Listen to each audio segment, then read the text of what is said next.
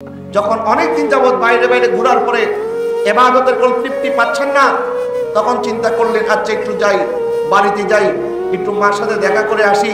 মার সাথে দেখা করলে হয়তো মনটা একটু হালকা হয়ে যাবে। যখন উনি আসতেছেন তখন তাহাজ্জুদের সময় ছিল। মার ঘরের সামনে গিয়ে যখন দাঁড়ালেন তখন বাইরে থেকে আওয়াজ শুনতে পাচ্ছেন মা কেঁদে কেঁদে আল্লাহকে ডেকে ডেকে বলতেছে, মাবুদ আমার সন্তান বাইজিদ তোমাকে তালাশ করতে করতে আমার ঘর থেকে বের হয়ে গেছে। মাবুদ গো, আমার সন্তানকে তো আমি তোমার রাস্তায় দিয়ে দিয়েছি। আল্লাহ তুমি আমার সন্তানকে সঠিক পথ প্রদর্শন করো, আমার বাইজিদ যেটা চায় তুমি তাকে সেটা দান করে দাও। তখন বাইজিদ মুস্তামি বলল, আমি যে আল্লাহকে আমি বনে জঙ্গলে তালাশ করার জন্য গিয়েছিলাম, ওই আল্লাহ তো বনে জঙ্গলে নাই, ওই আল্লাহ তো আমার ঘরের মধ্যেই আছে। আমার আল্লাহ সব জায়গায় আছে না নাই? আরেকটু জোরে বলেন, আছে না নাই? এবং নবীজি একটি হাদিস বলেছেন, সেই মুসলিমের মধ্যে এসেছে, বনী ইসরাইলের 3 জন ব্যক্তি ছিল যারা এক জায়গা থেকে বাড়িতে ফিরতেছে। আলহামদুলিল্লাহ বলেন। আল্লাহ কারেন্টের হেদায়েত দিয়েছে।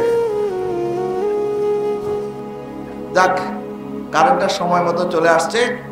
আল্লাহ আমাদের এই হাজিরিকে কবুল করে বলেন আমিন। আল্লাহুম্মা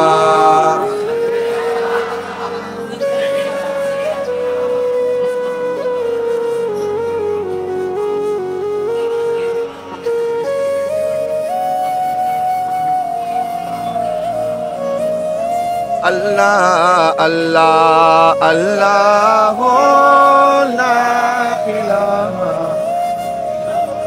ও আল্লাহ আল্লাহ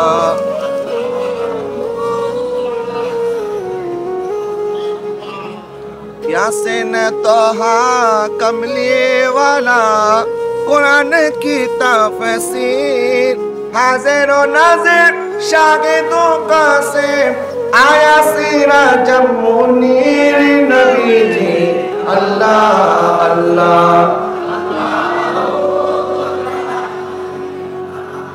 इल्लाह अल्लाह अल्लाह।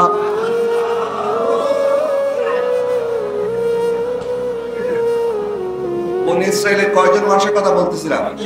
3 জন। তারা ফিরতেছে, হঠাৎ করে তুফান শুরু হয়েছে, ঝড় বৃষ্টি। এখন কোথায় যাবে? একটা গুহার ভিতরে নিজে লুকাইছে, মানে বৃষ্টি থেকে বাঁচার জন্য একটু আশ্রয় নিয়েছে। হঠাৎ এমন বিশাল একটা পাথর খন্ড এসে গুহার সামনে পড়ে গেছে, একদম গুহার সব মুখ বন্ধ হয়ে গেছে।